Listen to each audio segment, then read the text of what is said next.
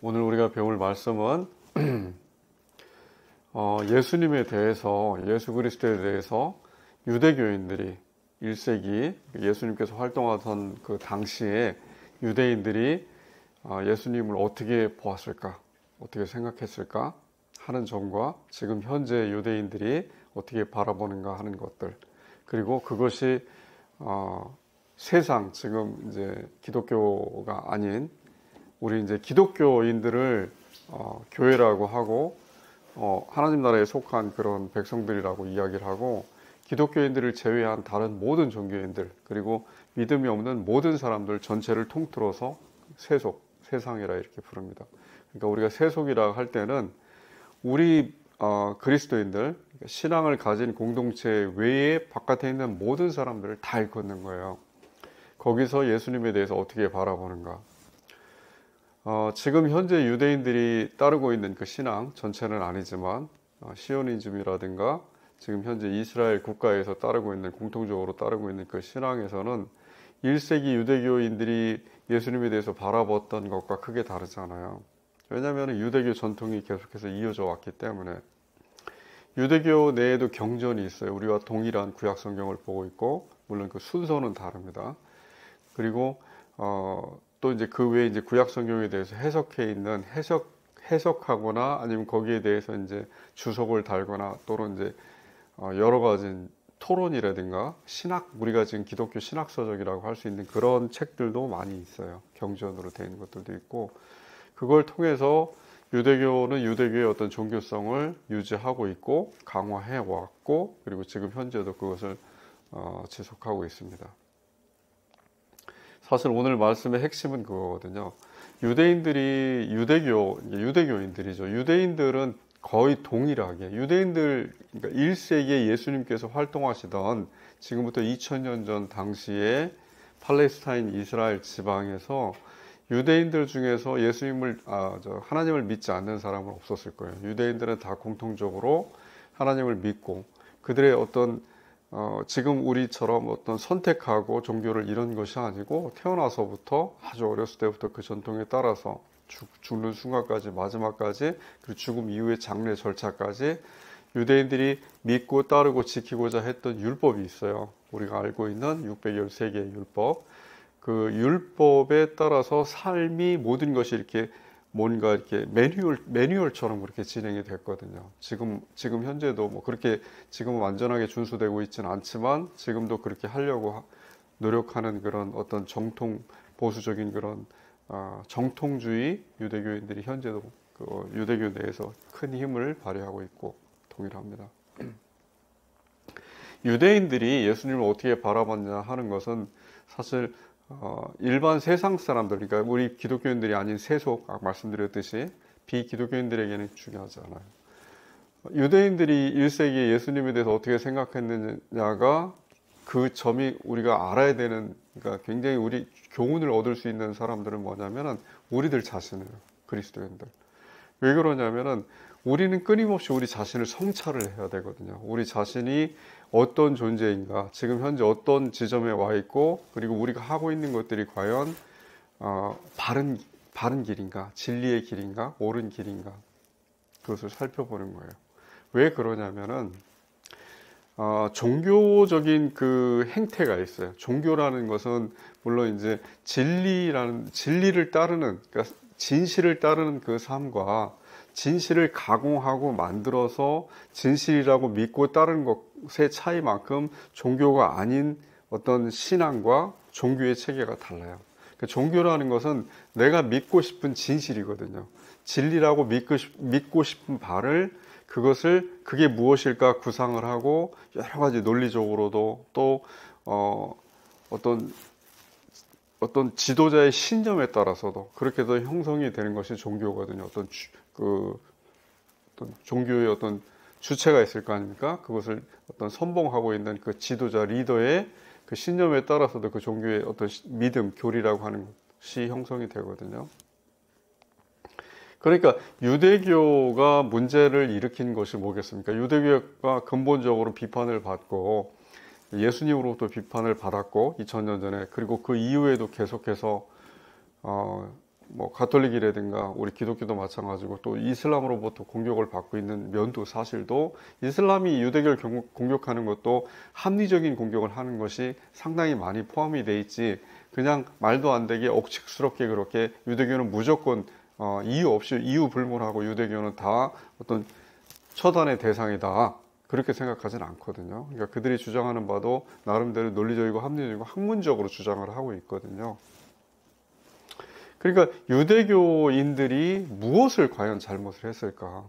예수님에 대해서 도대체 뭘 잘못을 했길래, 어떤 점이 잘못되어 있길래 정말 2차 대전에서 히틀러가 그렇게까지 미워했고, 히틀러가 미워했다는 유대인들에 대한 어떤 증오심을 가졌던 것은 히틀러만 그런 것이 아니고 전체적인 서양 어떤 역사에서 계속해서 지속해서 내려져온 거고, 심지어 종교개혁자인 루터도 그렇게 생각을 했고, 아마 다른 일반 종교개혁자들, 그 15세기, 16세기 당시의 종교개혁자들이라든가 그 이후의 신학자들도 유대교에 대해서는 좋지 않은 시선을 갖고 있었던 게 사실이거든요. 왜 그렇게 생각했을까? 왜 그렇게 유대교에 대해서 부정적이고 좋지 않은 어떤 그 고착화된, 그러니까 막 뿌리를 내리고 있는, 바뀌지 않는 그런 신념 같은 유대교에 대한 어떤 선입견이 형성이 됐을까 하는 것도 오늘 말씀과도 관련이 있어요. 유대인들은 어떻게 보면은 참 축복을 받은 사람이면서 동시에 그 축복이 그들에겐 저주가 된 사람들이에요. 그래서 차라리 축복받지 않고 이방인들처럼 지금 성경 본문에 나와 있는 여러 가지 헬라인들이라고 하는 바울이 선교하면서 만났던 그 이방인들처럼 차라리 하나님을 모르고 있었으면은, 그러면은 고통을 당하지라도 않았을 거예요. 고통을 당하지 않을 수도 있었을 거예요. 그런데 유대인들은 하나님으로부터 그들의 조상 아브라함을 선택받고 그 아브라함의 후손들을 통하여서 계속해서 이어져 내려오고, 다윗 왕조를 통하여서 그 민족이 야곱의 12자손을 통해서 12지파의 형성이 되고, 다윗을 통하여서 1500년 동안 계속 이어져 나온 그 유대교 민족의 어떤 역사 내에는 하나님의 어떤 일방적이고 강권적인 그런 섭리가 작용을 했거든요. 유대 민족에 대해서. 그러니까 유대인들은 자기들의 역사, 자기들의 삶, 자기들의 신앙 방식, 어떤 도리, 삶의 생활 패턴 이런 걸 선택할 수 없었어요. 하나님께서 결정하신 대로 따르거나 아니면 따르지 않으면 죽거나. 그러니까 언약이라고 우리가 구약의 올드 테스트먼트라고 하는 그 언약이, 사실은 그 언약이 그냥 내가 계약 당사자 간에 선택할 수 있는 언약이 아니었어요. 내가 선택하지 않으면 나는 죽는. 이미 하나님께서 그들의 조상 아브라함을 통해서 이미 선택하신, 그리고 요셉을 통하여서 야곱의 아들들이 이집트로 피난을 가게 그렇게 하나님께서 섭리를 통해서 이끄시고, 그것이 요셉의 이야기가 우리는 축복의 이야기로 알고 있지만, 요셉을 통하여서 이스라엘 70명의 야곱의 후손 12 아들들이 다 거기로 가서 거기서 생활하게 된 것이 어떻게 보면 유대 민족의 불행의 시작이잖아요. 어떻게 보면 유대교의 시작이면서. 그러니까 결국에는 그것의 가장 마지막은 모세를 통해서 출애굽하는 거였거든요. 그러니까 노예 상태로 들어가는 거였고, 요셉을 통하여서 기근을 피해서 도망을 갔지만, 기근을 피해서 피난을 했지만 결국에 그것이 그들에게 불행이 됐고, 나중에 마지막에는 모세를 통하여서 출애굽을 해서 간신히 도망 나오고, 그래서 원래 아브라함이 정착했던, 자기 조상 아브라함이 정착했던 가나안 땅으로 되돌아오는, 원래 이집트로 피난 가기 전에 야곱과 야곱의 12가족이 함께 살았던 가나안 땅으로 되돌아오는 그 결과가 된 거거든요. 그리고 가나안 땅에 되돌아와서도 자기들이 어떤 뜻한 대로 선택해서 하나님을 섬기고 하는 것이 아니고, 하나님께서 정하신 율법에 따라서 살아야 되고, 그렇지 않으면은 신명기에 나와 있듯이 그리심산의 저주, 그러니까 저주를 받을 수밖에 없는 그런 민족이었어요. 어떻게 보면은 다른 민족들이 누릴 수 없는 축복을 누렸으니까. 왜냐하면 전쟁에서도 여호와의 전쟁이라고 해서 여호와 하나님께서 먼저 전쟁에 선봉해서 사람들이 나서기 전에 그 전쟁을 승리로 이미 이끄셨어요. 그러니까 그런 것도 그렇고, 그 다음에 여러 가지 물질적인 풍요라든가 아니면 정적인 안정이라든가 아니면 질서라든가 평화라든가 아니면 백성들 간의 어떤 융합이라든가 이런 여러 가지, 그리고 어떤 단일 공동체로서의 신앙 공동체로서의 동일한 가치관, 동일한 어떤 삶의 기준과 그것에 따라서 살아가는 어떤 정신적인 통일성, 이것이 축복이 될 수도 있었어요. 그러다 이제 그런 삶을 살다 여러 가지 우여곡절을 겪고 사울이 왕이 되고 그 다음에 다윗이 그 대를 이어서 왕이 되고 다윗 왕조가 쭉 후손이 이제 이어져 나오죠. 그 마태복음 1장에 이제 그 족보, 예수님 족보에 보면은 14대씩 해가지고 3대가 나오잖아요. 42대의 족보가 나옵니다. 그렇게 이제 그 족보에 따라서 그렇게 왕조가 이어져 오고 그렇게 잘 지내다가 결국에는 너무나 이제 그 지도자들, 그러니까 왕들이죠. 왕들이 사울 왕을 세워달라고 한 것이 백성들이었고, 그러니까 어떻게 보면 이스라엘 민족 전체가 하나의 덩어리처럼 이렇게 움직였던 거예요. 그 어떤 소수의 그 안에 있는 소수의 집단들이 주도해서 한 것이 아니고 이스라엘 민족 전체가 사울을 왕으로 원했고 왕을 세워주기를 원했고 사울을 원한 게 아니고 그 사울은 하나님께서 그들의 백성들의 불평과 불만에 대해서 원치 않으셨지만 하나님께서 직접 다스리기를 원하셨지만 선민들에 대해서 그것을 그들이 원하니까 그 패역에 대해서 그 모반에 대해서 그 반란에 대해서 허용하신 거예요. 왜냐하면 하나님의 섭리, 구속사의 섭리를 이끌어 가시는 계획 속에 있었기 때문에. 그래서 사울 왕이 선택이 되고 베냐민 지파인 그렇게 해서 이제 기스의 아들인 사울이 선택이 되고 왕이 되고 이제 사울 왕은 도태돼서 버려지고 다윗 왕조가 원래 이제 하나님께서 세우신 그 언약대로 그렇게 이새의 아들 다윗이 이제 왕이 돼서 후손을 이어가는.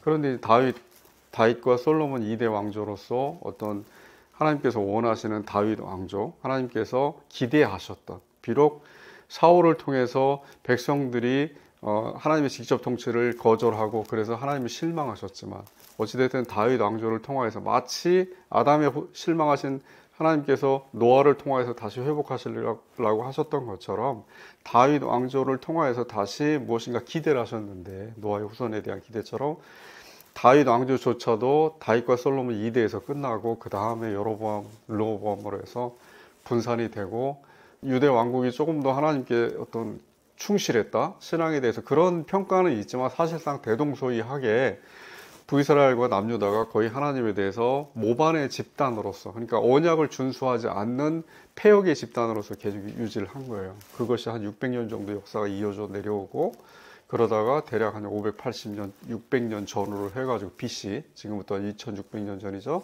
그때 이제 양쪽의 국가가 망해버리죠.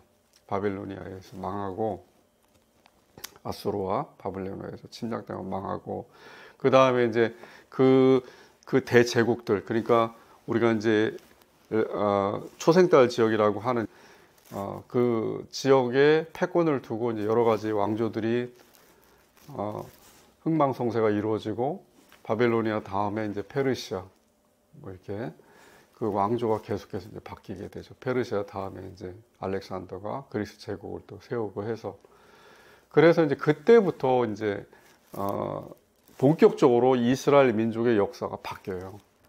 그러니까 이스라엘 민족의 역사가 언제 바뀌냐면은 그 바벨론 포로기, 바벨론에 의해서 대부분의 예루살렘에 거주하던 주민들이 잡혀가고 예루살렘에 남겨진 사람들은 거의 대부분 다 완전한 하층민들, 완전한 뭐랄까 무기력하고 무능력하고 그렇게 평가받던 사회적인 어떤 가장 낮은 층위에 있던 사람들만 거기에 거류민으로 남겨지고 나머지 어느 정도의 자기 소신을 표현할 수 있고 그 다음에 자기 어떤 주체적인 결정을 할 수 있었던 이스라엘인들은 다 끌려갔어요. 바벨론으로.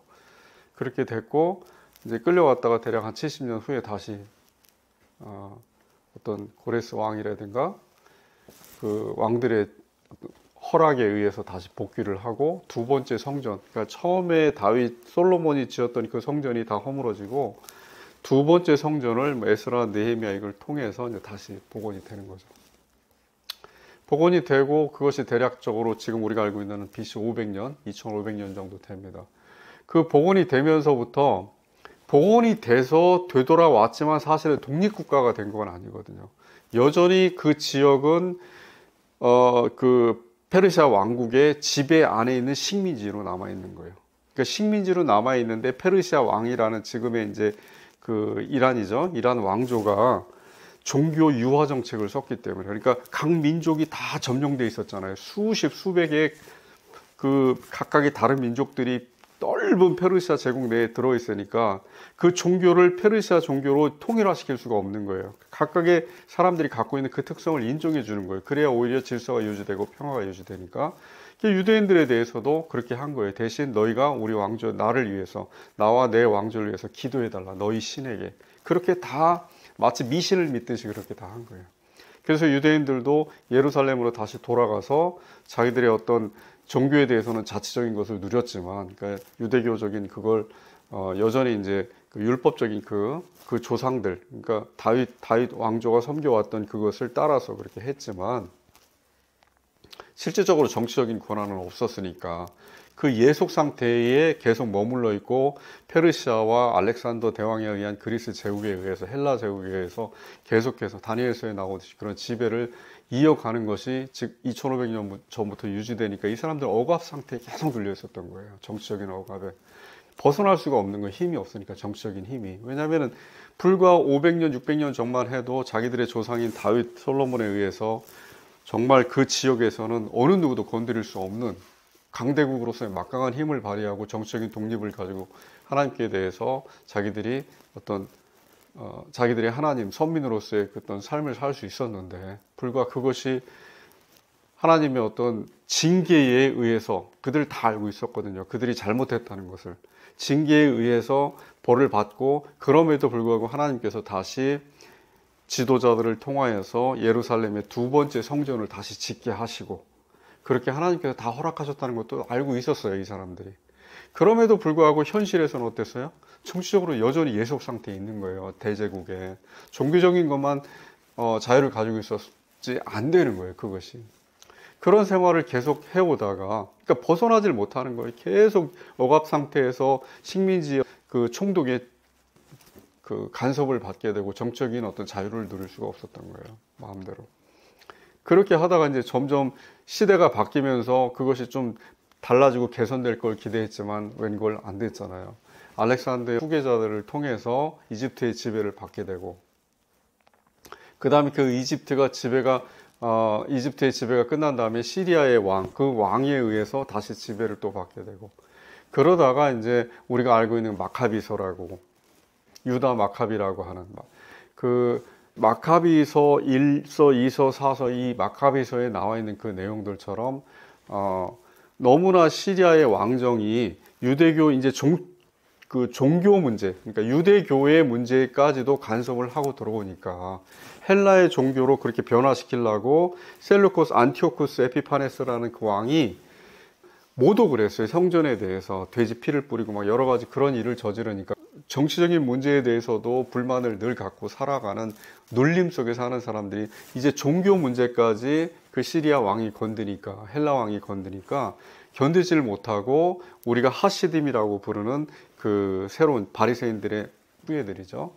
그 하스모니안 왕조라고 해서 이제 마카비 왕조를 하스모니안이라고 하고 하시딤이라고 하는 그 바리새인들의, 그러니까 유대의 독립을 원하면서 동시에 종교적인 어떤 자율권을 원했던, 독립권을 원했던 그 백성들이 들고 일어나서 그 전쟁을 하게 되죠. 전쟁을 해서 결국에는 자치권, 어떤 독립권을 얻었는데, 독립권을 얻는다고 해도 완전한 자치는 안 되는 거예요. 그러니까 마치 그 괴뢰 정부처럼, 괴뢰 정부라기보다는 독립적인 권한을 어느 정도 부여하는, 자치의 권한을 부여하는 하스모니안이라는 마카비 왕조를 통해서 그 지역의 독립적인 정치 종교적인 것을 허용을 했지만, 그래도 완전한 어떤 권한을 갖다가 부여한 것은 아니었어요. 그러다가 이제 대략 70년, 60 몇 년도 BC죠. 예수님이 태어나시기 전에 그때 이제 로마에 의해서 다시 한번 정복이 됩니다. 정복이 되면서 이제는 완전히 식민지화돼 버린 거죠. 이제 그 정치적인 자유를 잃어버리는 거예요. 완전히 독립적인 자유를. 그러면서 이제는 우리가 알고 있는 그 체계처럼 로마에서 세우는 그 총독과 또 로마에서 허락한 각 지역을 다스리는 분산시킨 거죠. 통일왕조가 이루어지지 않게 그 각 지역의 어떤 분봉왕 체계에서 그렇게 정치적인 그것이 유지됐고 그것이 배경이고 거기에서 이제 유다 마카비 왕조 하스모니안 왕조하고 같이 힘을 합쳐서 싸웠던 그런 어떤 정통 유대교를 고수하고자 하면서 정치적인 독립을 원했던 사람들이 바리새인들의 조상이고 그 다음에 사두개인들이라고 하는 사람들은 사독이라는 대제사장의 어떤 후예들이라고 해서 계급적으로 보면 사회적 계급으로 보면 귀족들이었어요.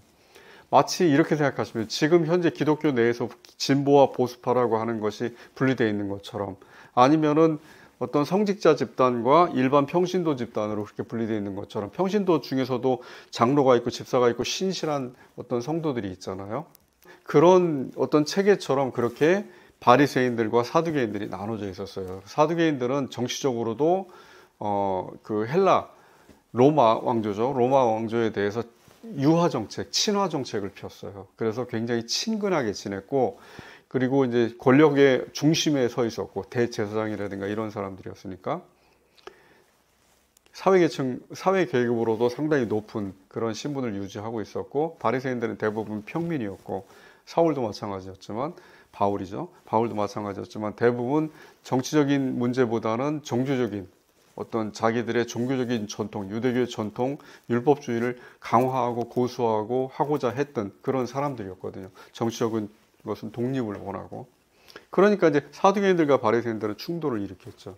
이것이 이제 지금 오늘 나와 있는 이야기의 배경인데 그런 상황에서 이제 예수님이 오셔서 너나 할 것 없이 바리새인, 사두개인 그 예수님이 살아계셨을 때 같이 살아 있었던 유대교 역사가가 있어요. 요세푸스라고. 그것이 굉장히 중요한 1세기 어떤 우리가 배워야 되는 그 당시의 실제 역사에 대한 어떤 근거로 인용이 되고 있는 그런 기록인데 그 요세푸스에 따르면은 이제 지금 쿰란 동굴을 통해서도 발견이 됐지만 에세네파라는 파가 또 하나 있어요. 그건 좀 다른 종파예요. 뭔가 지금으로 치면 이제 그 산속에 수도원 같은 걸 짓고 살아가는 그런 사람들, 그런 파라고 보시면 돼요. 근데 에세네파라든가 바리새파들은 이제 부활이라든가 아니면 영혼의 불멸이라든가 이런 걸 믿었어요. 근데 사두개인들은 굉장히 뭔가 현실적으로 종교적인 것도 타협하는 사람들이니까 자기를 지배하는 식민지 총독, 식민지 어떤 정책에 대해서 동조하고 거기에 대해서 뭔가 이렇게 친화적인 그 정책을 피는 사람들, 자기의 권력을 유지하려고 하는 사람들이다 보니까 현실적이거든요. 그러다 보니까 종교적이기보다는 좀 더 현실적이고 하다 보니까 그런 부활이라든가 영혼 불멸에 대해서 믿지 않았어요. 그것이 이제 나중에 바울이 이제 재판을 받을 때 그 문제 가지고 이제 언급을 하기도 하죠. 사도행전에서. 어찌됐든 이제 그런 상황이었고, 그때 이제 바리새인들, 이렇게 정통 바리새인들이 사실은 오늘 본문에 나와 있는 이 대제사장과 그 여기에 모여 있는 이 사람들, 바리새인들처럼 중심이 돼서 예수님에 대적하고 예수님을 신성모독, 그 다음에 예수님을 신성모독으로 십자가에 처벌할 수 있는 정치적인 권한이 없으니까 본디오 빌라도라는 유대 총독, 로마가 파견한 그 본디오 빌라도라는 그 사람을 통하여서 재판을 갖다 거쳐서 합법적인 재판을 거쳐서 예수님의 이제 십자가에서 달리실 때 그 십자가 꼭대기에 죄명이 붙는데 그 죄명이 유대인의 왕 이렇게 써 있었잖아요. 그 유대인의 왕이라고 라틴어, 헬라어, 그 다음에 이제 히브리어 이렇게 세 가지로 글씨가 써졌다고 이제 나와 있는데 그 유대인의 왕이라는 제목으로 해서 결국에는 예수님을 죽음에 이르게 만들고 그렇게 한 사람들이 오늘 본문에서 이제 어떻게 해서 예수님 죽음 이후에도 이 사람들이 어떤 태도를 보이는가 하는 걸 나타내는 거예요. 오늘 본문에 보면은 예수님에 대해서 예수님을 속이는 자로 해요. 속이는 자. 이 속인다는 게 히브리어 원어가 이제 플라나오가 다른 데서 지난번에 우리가 배웠지만 미혹하다 이런 뜻이에요. 그러니까 우리가 뭔가 사탄이라든가 이런 거에 미혹당하지 않는다 할 때 이 단어를 쓰는데 바리새인들과 이 대제사장들은 이것을 예수님에 대해서 쓰는 거예요. 예수님을 속이는 자로. 그러니까 이들이 볼 때는 예수가 지금 그들도 항상 위기의식을 갖고 살았거든요. 그들도 메시아에 대한 대망이 있었어요. 물론 이제 유대인들이 기대했던 메시아 대망 사상은 말씀드렸듯이 어떤 우리가 생각하는 우리 기독교에서 바라보는 메시아관은 절대 아니었고 현실적인 다윗 왕조의 재건이었어요. 부흥, 정치적인 독립, 종교적인 완전한 자율 이런 걸 원한 그런 어떤 힘 있는 리더, 지도자, 영웅의 다시, 초인의 탄생 이런 것이었는데 그 메시아 사상에 대해서 갖고 있었지만 그 메시아라고 스스로를 어떤 자기 자신을 메시아이면서 하나님의 아들이면서 동시에 또 선지자이면서 또 종교적으로는 대제사장의 그러니까 유대교적 시각에서 봤을 때 대제사장의 모든 것을 다 책임지고 하나님께 구할 수 있는 그 권한을 스스로 부여받았다고 그렇게 이야기하는, 심지어 자기가 성전을 3일 만에 헐고 다시, 그러니까 이들이 볼 때는 그 예수님의 몸인 줄 모르고 실제 자기들이 지은 성전인 줄 알았으니까 성전을 어떤 개인이 나타나서 그 3일 만에 그 헐은 성전을 다시 지을 수 있다 이렇게 이야기하니까 너무 허무맹랑한 이야기고, 또 하나님의 보좌 우편에 자기가 있을 것이다 하고 이렇게 이야기를 하니까 너무 분노에 차서 이들이 볼 때는 그것에 대해서 이들은 이 사람은 이단이다, 속이는 자다 이렇게 생각을 했던 거예요. 여러 가지 재미있는 이야기들이 많이 있어요. 실제 지금 현재 이제 유대교 신학자들이죠. 유대교 내에도 마치 우리의 칼빈이라든가 루터의 같은 그런 인물들이 있거든요. 랍비라고 하는 사람들이 있는데 그들이 기록한 내용들이 많이 있어요. 그 기록한 내용들에 보면 예수님에 대해서 어떻게 평가했는가 이런 것도 나오죠. 랍비 마이모니데스라는 사람이 뭐라고 이야기했냐면 이렇게 이야기를 해요. 이 분파는 우리 하나님 종교와는 반대로 그 자신들이 요구하는 예언과 새로운 믿음을 만들기로 결정했다. 그리고 이것 역시 하나님이 주신 것이라 주장했다. 이것은 질투심이 강하고 위험한 한 남자가 고안한 특별한 계획이다. 이렇게 이야기를 해요. 그러니까 이것이 12세기, 13세기 그 이후에도 지금 현재도 마찬가지고, 이들이 보기에는 예수님에 대해서, 메시아에 대해서 갖고 있던 그 생각이 오히려 지금 우리가 그토록 어떤 경계하고 있는 이슬람이 예수님을 바라보는 것보다 더 심했어요. 이슬람은 예수님을 선지자로 보거든요. 신성에 대해서는 인정을 하지 않지만, 그래서 예수님을 만약에 기독교인들이 하나님의 아들이다, 우리가 삼위일체의 성자 제2격이다 이야기하면은 굉장한 분노를 느끼고 거기에 대해서 종교적인 신성모독을 느끼고 탄압을 시작을 해요. 종교 탄압을. 그렇지만 만약에 예수님을 어떤 인간 선지자다 그렇게 바라보는, 우리가 이제 우리 예수님은 완전한 인간이면서 완전한 신이다 이렇게 삼일체론에서 우리는 이해를 하고 있는데, 완전한 인간으로서의 마리아의 동정녀 마리아를 통해서 나온 완전한 인간으로서의 만약 예수님을 주장하면 거기에 대해서 반발을 하지 않거든요. 이슬람은 선지자로 보거든요. 하나의 어떤 아담처럼, 또는 이제 여러 가지 구약의 예언자들처럼 그렇게 이해를 하기 때문에, 특별한 하나님께서 보호하셔서 태어난 그런 인물로 보기 때문에 크게 반발을 하진 않는데, 오히려 유대교에서는 속이는 자 그렇게 봅니다. 근데 유대교에서 그렇게 보는 것이 근본적인 문제가 있어요. 그 뿌리가 뭐냐면은 유대인들이 하나님의 뜻을 온전하게 다 이행을 하고 수행했다면, 겉으로는 그렇게 보였거든요. 사실은 율법적인 것을 완전히 준수하려고 하는, 우리가 이제 할라카라고 하는 그 내용들, 또 우리가 잘 알고 있는 탈무드, 뭐 게마라, 미슈나 이런 그 안의 내용들, 그러니까 율법에 대한 해석이라든가 아가다라고 해서 이야기라든가 이런 것들을 준수하는 유대교적인 그 외형을 봤을 때는 하나님의 뜻에 따라 살아가는 사람들처럼 보여요. 마치 이런 것 같죠. 예를 들어 우리가 굉장히 엄격하게 신앙생활, 교회생활을 한다고 봐봐요. 어떤 사람이 예배 시간에 1초도 안 놓고 그 시간에 딱 지켜요. 모든 예배를 다 참석해요. 그거 원해요, 안 원해요? 원하잖아요, 누구라도 다. 그리고 그렇게 하는 사람들이 말로는 우리가 평가할 때 그런 것이 그 사람의 구원과 큰 영향은 없다고 이야기를 하지만, 실제로 속마음은 그래요? 아니요. 그렇게 사는 사람이 구원받을 것이다 그렇게 생각하잖아요. 똑같아요, 유대교도. 그리고 또 헌금에 대해서도 마찬가지예요. 무엇에 대해서? 사람들을 돕는 봉사에 대해서 마찬가지예요. 어른들을 섬기는 것, 아이들을 잘 사랑으로 양육하는 것 다 마찬가지예요. 정확하게 정직하게 장사하는 것, 그러니까 생활적인 면, 율법적인 면, 도덕적인 면, 그 다음에 종교적인 면, 모든 면에서 어떻게 생활하는 것이 하나님께서 우리의 원하시는 것이다 하는 것을 유대인들만 그렇게 엄격하게 율법적으로 지키는 것이 아니고 우리도 그렇게 생각하거든요. 그렇잖아요.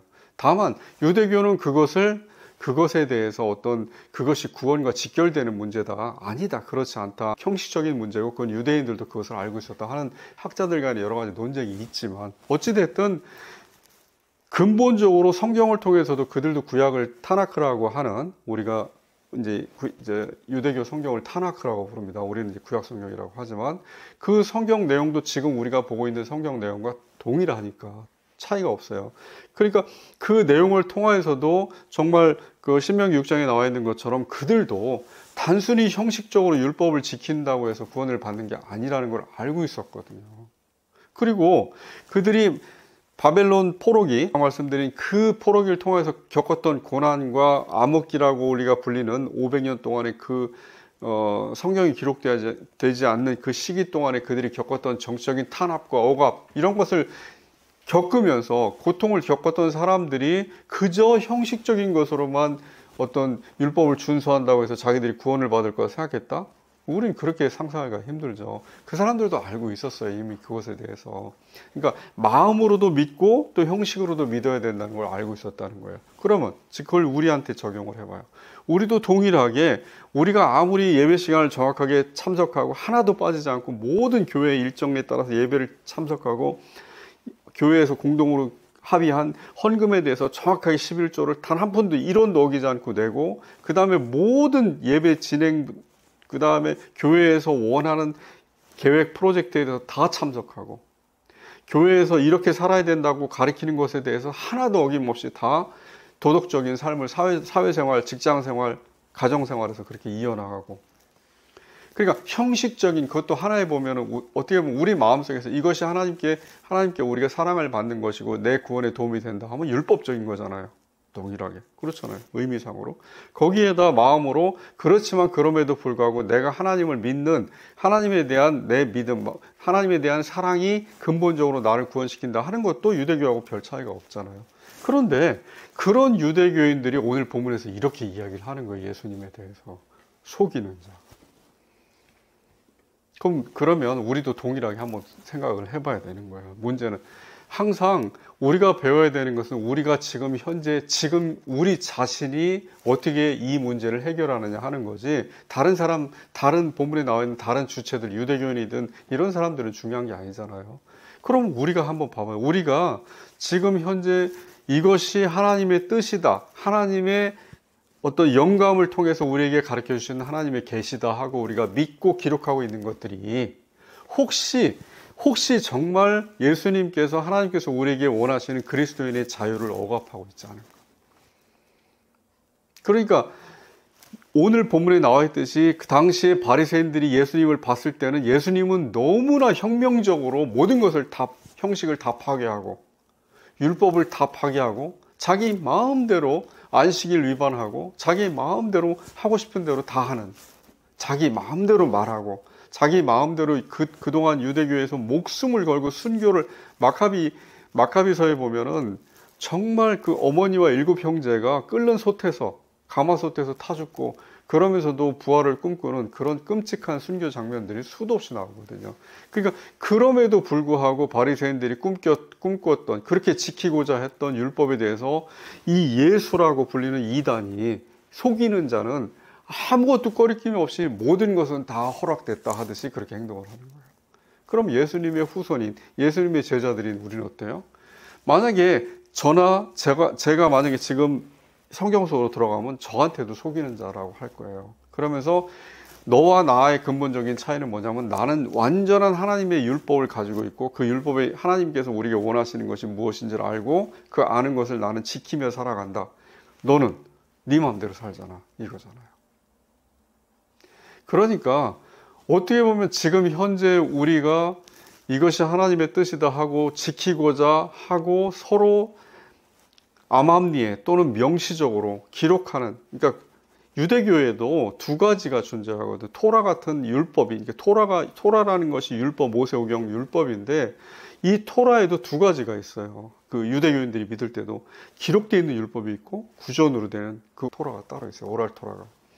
그러니까 구두로 된 것과 기록된 것을 같이 하듯이 지금 우리가 사실은 암암리에 서로 인정하고 그것이 신앙이야, 그것이 믿는 것이야 하고 서로 교단이 서로 다름에도 또는 교회가 서로 다름에도 불구하고 개신교인들끼리 서로 그렇게 믿고 있는 것들이 있어요. 그 내용들이. 그런데 이것이 만약에 이것이 내 마음속에서 이것을 위반하네 저 사람이, 또는 내가 위반했을 때 나는 굉장히 마음에 큰 무게를 가지고 있어, 짐을 가지고 있어, 그래서 나는 하나님께 죄를 짓는 거고 나는 하나님께 구원을 받지 못할 거냐 하는 그 상태로 몰고 간다면 오늘 바리새인들 대제사장들의 마음과 비슷하게 된다는 거예요. 율법으로 그렇게 자기 자신이 지난 시간에 배운 것처럼 메어버리게 된다는 거예요. 풀림이 안 되고. 그러면 예수님께서 우리에게, 제자들에게 원하시는, 그리스도인들에게 원하시는 자유를 누릴 수가 없어요. 우리 스스로 우리의 생각을 억압하고, 그 다음에 생각을 억압하면 우리의 행동을 억압하고, 그래서 우리가 사울이 바울이 돼서 그렇게 펼칠 수 있었던 하나님의 뜻, 진리에 대해서 선포하지 못하고 종교화되는 거예요. 종교화되는 거예요. 우리가 종교인이 되는 거예요. 하나의 기독교인이라는 그 종교에 갇혀버리는 거예요. 그러면 유대교인하고 지금 갇혀있는 성경 본문에 나와 있는 사람들과 같은 길을 가는 거예요. 같은 길을 가는 거예요. 그러면 그 결과는 우리가 상상할 수가 있겠죠. 어떤 결과가 나타날지는. 그러니까 계속해서 배워야 되는 이야기지만 우리는 그리스도인의 자유를 절대 포기하면 안 돼요. 이 자유가 혹시 나를 위험에 빠뜨리지 않을까 하고 생각하면 안 돼요. 그리스도인의 자유라는 것은 뭐냐면 성령 하나님께서 내 마음에 살아계시면, 내 마음에서 나를 지배하면은, 예수 그리스도께서 본디오 빌라도 앞에서 재판을 받으실 때, 그 다음에 이 대제사장들과 이야기를 나누시면서 전혀 위축되거나 또는 억압받지 않으시고 당당하게 그들의 눈을 쳐다보면서 이야기하시고 말씀하셨던 하나님의 진리, 선포하셨던 것, 그것을 선포할 수가 없는 거예요. 우리가 우리 자신을 억압하고, 만약에 종교적인 어떤 유대교인들 같이 그런 공개적인 율법이 아니라 하더라도 암암리에 진행되는, 또는 교회 학교에서, 교회 내에서 여러 가지 가르쳐주는 공동체적인 율법, 규례, 언약, 이걸 통해서 억압하고 감시한다. 그래서 우리는 자유를 누려야 돼요. 다만 마지막으로 이 자유가 방종이 될 수는 없어요. 그러니까 방종이라는 것은 뭐냐면 하나님이 내 머리로서 우리를 지배하시는 것이 자유로운 삶인데 내가 나를 지배할 때 그건 방종이 되거든요. 그건 자유 상태가 아니고 여전히 나에 예속되는 거거든요. 그러니까 기독교적인 우리가 신학적인 의미에서 자유라는 것에는 나로부터의 예속도 포함이 되는 거예요. 내가 지배하는 예속 상태. 예수님께서 지배하시는, 예수님이 머리로서 내 삶을 인도하실 때는 나는 자유인이 돼요. 이 세상 어느 누구도 터치할 수 없어요. 함부로 절대 억압하거나 강요하거나 억제할 수 없어요. 내가 예수 그리스도의 마음으로 선포하는 것은 예수 그리스도의 마음으로 선포하는 거예요. 그리고 그 선포가 만약에 잘못됐나 잘됐나는 내 양심에 대해서 내가 그 재판을 스스로 하는 것이고, 다른 사람 양심 때문에 내가 그 재판을 받는 것도 아니고, 내가 선포한 것이 만약에 진리인가 비진리인가에 대한 책임도 내가 지는 거예요. 그것에 대해서 책임도 내가 지고 구원에 대한 합당한 처벌도 내가 받는 거고, 모든 판단은 하나님과 나 1대1 관계에서 이루어지는 거예요. 그러니까 우리는 이런 성경에 나와 있는 이런 사례들을 보면서 교훈을 얻어야 돼요. 굉장히 조심해야 된다는 거. 우리가 혹시 아니라고 하면서 유대교인들처럼, 카톨릭처럼 굉장히 교회법을 통해서 억압하고 있지 않은가. 타인들과 우리 자신을. 그리고 그 억압이 그냥 말로 이거는 별거 아니야, 이건 부차적인 문제고 이건 핵심이 아니고 별로 중요하지 않으니까 지키지 않더라도 하고 말을 하면서도 실제로 그런 걸 지키지 않는 사람을 보고 내 자신이 만약에 지키지 않았을 때도 마찬가지로 이건 나는 구원받을 수 없을 것 같아, 저 사람은 저렇게 사는 거 보니까 구원받지 못해 하고 그렇게 비난하고 손가락질하고 판단을 하지 않을까 조심해야 된다는 거예요. 예수님에 대해서 바리새인들은 속이는 자라고 했어요. 왜? 자기들 율법을 갖다가 지키지 않았기 때문에. 자기 율법에 동조하지 않았기 때문에. 지금은 어때요? 지금도 교회들 내에서 심심치 않게 그런 일들이 비일비재로 생깁니다. 만약에 우리 교단 신학, 우리 교단 교리, 우리 교단 교회법에 인정받지 않고 어기지 않았을 때 저 사람은 출교, 처단, 속이는 자 이렇게 부르잖아요. 정말 조심해야 됩니다. 우린 누구도 판단할 수가 없어요. 위험하다고요? 아니요. 판단하지 않는 게 자유예요. 그리고 그 사람도 그 판단받지 않을 자유가 있어요. 내가 뭔데 타인을 판단합니까? 타인이 뭔데 나를 판단합니까? 내가 구원받고 안 받고는 하나님께서 결정하시는 거예요. 타인이 결정하고 타인이 권고해서도 안 되고 타인이 결정해서도 안 되는 거예요. 나는 그저 선포하는 거예요. 하나님의 뜻은 이것이다. 이것이 그리스도인의 자유를 통해서 살아가는 그리스도인의 삶입니다. 늘 그리스도인이 참된 자유이다 하는 것을 잊지 마시고 마음속에서 그 자유를 누리면서 예수님과 동행하시는 삶을 사시기를 주님의 이름으로 축원드립니다.